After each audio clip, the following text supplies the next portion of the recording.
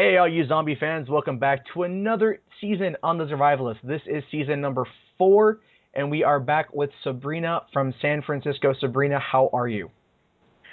Doing good. Thanks, Matt, for having me.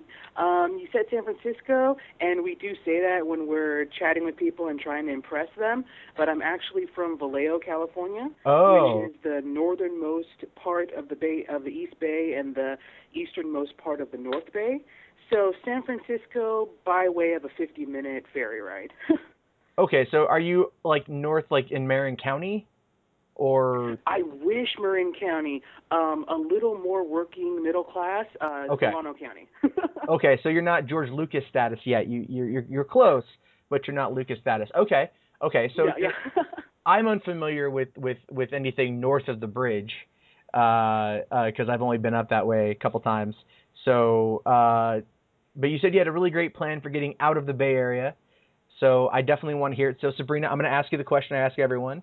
How would you survive a zombie outbreak? I think being located in the Bay Area by the water is an advantage. I would go for the ferry. We are one of the very few cities in the Bay Area that have a ferry that make it into San Francisco.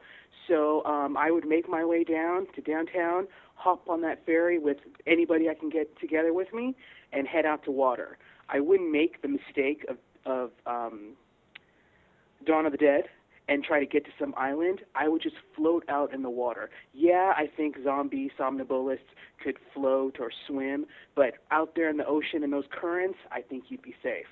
Enough supplies for, let's say, 3 to 4 weeks before you head to shore to see how it's going, I think you'd be good. Okay, so let me just take that back for a second because I'm curious. All right, so you would let's say it happens and you're in your home, right? So that's more what I'm referring to. Okay, so you would go to the ferry in San Francisco or across the bay? No, in Vallejo. We're about a 6-minute drive from my area to the ferry building here in Vallejo. Okay, and can you operate a ferry in case there is no person to control it? There's 2 scenarios. If the zombie attack is viral, which means we get it from a cough or some sort of viral infection that goes out like Resident Evil, I will not know how to operate a ferry. If it's post-apocalyptic, like the end of days, I have a feeling I'll be granted special powers to know how to do things like automatically shoot a rifle or start up a ferry. All right, well, let's talk about guns for a second. Are you proficient in firearms? I have never fired a weapon. I played duck hunt extensively in the 80s and a lot of arcades in the 90s before Wii and Xbox took over. Okay, so you've it's got purely a virtual sort of skill. But you've got some hand-eye coordination. You know, if you play enough duck hunt or light gun games, you can be pretty proficient with your hand-eye coordination. So, but you've never fired a gun, and I'm just going to safely assume you've never gone hunting. I've never gone hunting. I am a vegetarian, but I think that my survival skills would take over, and I'm leaning towards a sword or a machete or something with metal on it in my hand. Pretty long arms. So I think that's the way I would go. All right. So what about like a baseball bat or an axe? Those might be. I mean, a machete would be easy to get. A sword, maybe not so much. You know, the baseball bat I would be hesitant with because of the splatter effect. If you take a baseball bat to someone's head and it's that viral type of zombie and it gets in your area and, you get it on you, you could get infected. I'm much more for the sharp or metallic weapon that could take out the brains or the head without much of spray or pushback towards you. Okay. So, all right, let's say, I mean, you're vegetarian, so that will make, like, I think general, you may have to alter some of your eating habits some point in time, but just in case. So let's say you get on the ferry and there are people there. Would you, I mean, eventually you'd have to come back in. You can't stay for very long on those ferries. They're not meant for extended, like travel in water. They're not meant for extended periods of time, but there are delis and little shops inside the ferry. I'm thinking that the snacks and everything can last you, if you spread it out, you have bottled water, a couple of weeks. It wouldn't be like the healthiest food, but maybe once the body goes into survival mode, Doritos can do as much for you as, vegetables and rice. Sure, sure. But what about other people on board? Would you be the nurturing type of like, we can save you, or would you be out there with your pointed object going, F off? We can save you. No, I wouldn't fall for that. I think when you get emotional, that's when you end up dying. I think I have enough in me to save my parents and my brother and close personal friends, but other people, it's like you got to carry your weight. If you're strong, you're not bit, you're here to protect, you can stay on the ferry. If you're going to be sort of the wimpy or the person who complains or the person who wants to go back for their third cousin that they left on the mainland, you might fall overboard. Okay. Now, would you be opposed to, you would kill a zombie in self-defense, obviously, but would you, actively seek them out? Like, if you came across, one, would you just take it out for the sake of taking it out? Or would you just avoid it in hopes it doesn't see you and doesn't draw attention? I'm going to be honest. I think I'm a coward when it comes to physical confrontation. I've never been in one. But as far as zombies, I think if you're put into that situation where they are on Earth and you do have to deal with them, I think you got to go one-on-one, at least one, and just test out your skills, see what happens. There's a chance you might not walk away from it, but I think you got to get it out there and see what you're made of. Sure. So let's just say let's try a different scenario altogether. We'll go back to being on the ferry, right? We'll just say that, but because I don't know how far in the bay goes. I know it goes by Oakland and whatnot, and then that whole area is pretty heavily populated. Multi-million people. If you had to go somewhere, you have to, where would you go in the ferry if you had no other option? You couldn't dock anywhere in that area. Oh my gosh, I think you would just float out into the Pacific Ocean. I don't know how a ferry would deal in that kind of water. I don't know if it's meant for it, but I think you'd have to take your chances and see how far you get out there. I don't know how far the currents would let you get, but, if you're sort of wading in the water and looking up at the Golden Gate Bridge, I don't think it'll be that bad of a view.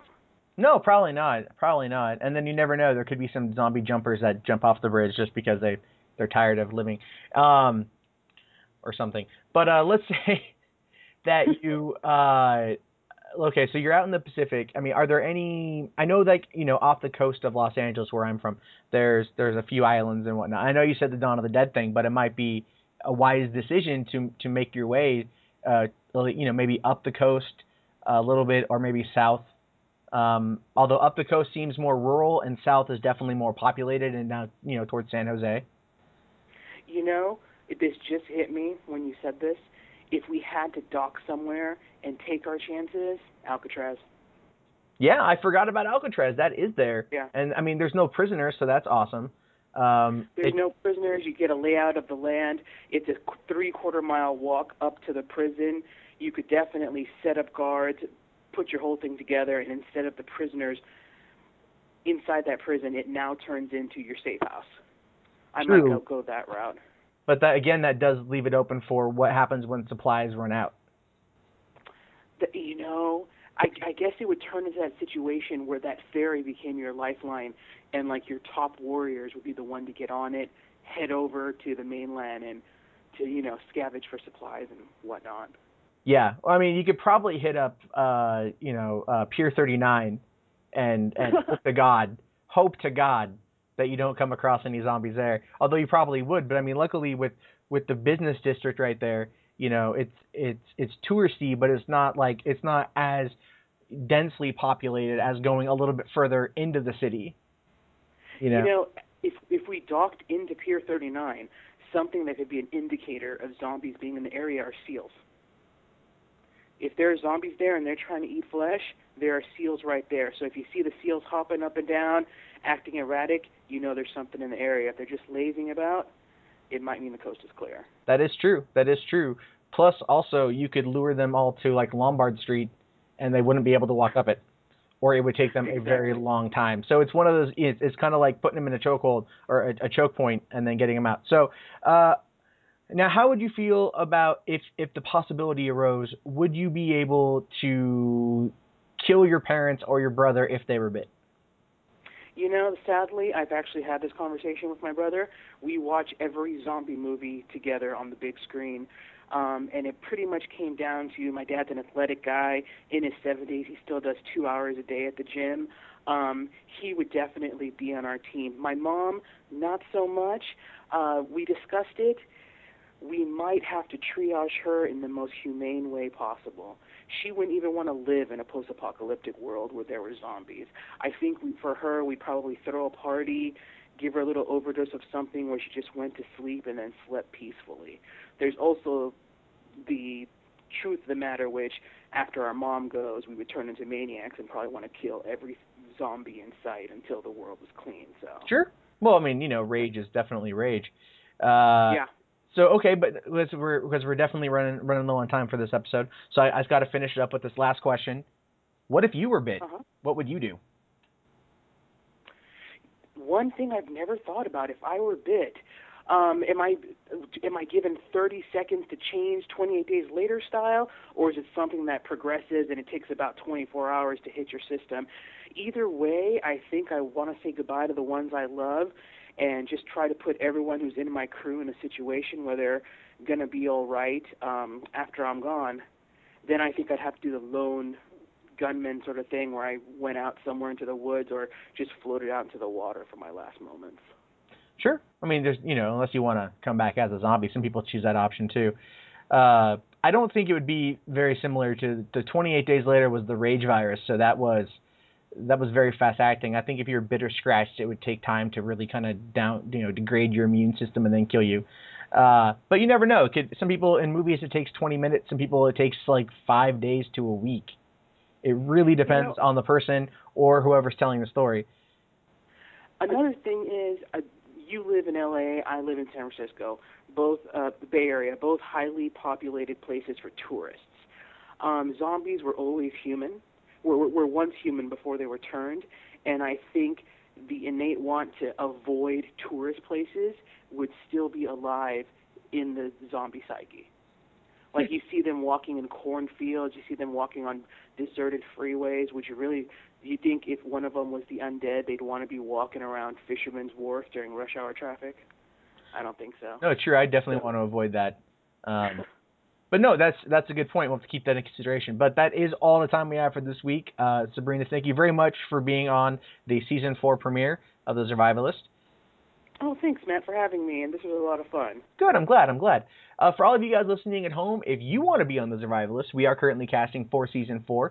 We've got 9 more slots to fill right now, so hit me up at kzomradio@gmail.com, or you guys can find us on Twitter at KZOM You guys can find us on Facebook at KZOM Radio, or just go to Zurvivalist.com. My name is Matt Jarbo. I'll see you guys next week on another episode of The Zurvivalist. Have a great day.